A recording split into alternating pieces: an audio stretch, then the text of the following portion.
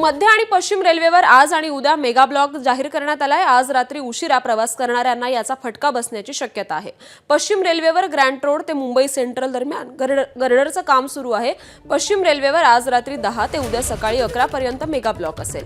मध्य रेल्वेवर सीएसएमटीवर फलाट विस्तारीकरणासाठी 10 तासांचा ब्लॉक असेल। ब्लॉक कालावधीत भायखळा ते सीएसएमटी वडाळा दरम्यान सेवा रद्द असेल। मध्य रेल्वेवर ब्लॉक कालावधीत 59 लोकल्स, 3 एक्सप्रेस रद्द असतील।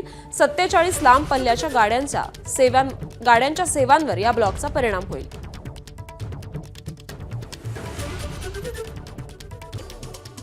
तर पश्चिम रेल्वेवर 13 तासांचा मेगा ब्लॉक आहे। ग्रँट रोड ते मुंबई सेंट्रल स्थानकांदरम्यान गर्डरचं काम आहे। शनिवारी रात्री 10 वाजल्यापासून रविवारी सकाळी 11 वाजेपर्यंत काम असेल। ब्लॉक काळात पश्चिम रेल्वे मार्गावरील लोकलच्या वेळापत्रकात बदल होईल।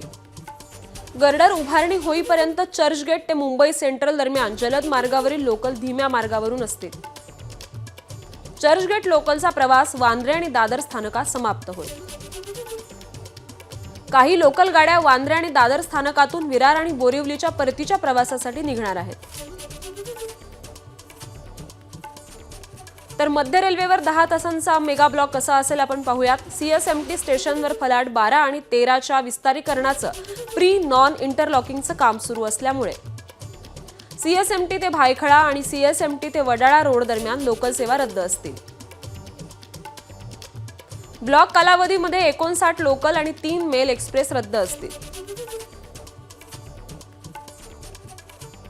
47 मेल एक्सप्रेसवर या ब्लॉकचा परिणाम होईल। काही मेल एक्सप्रेस दादर स्थानकावर थांबवण्यात येणार आहेत। एबीपी माझा, उघडा डोळे बघा नीट।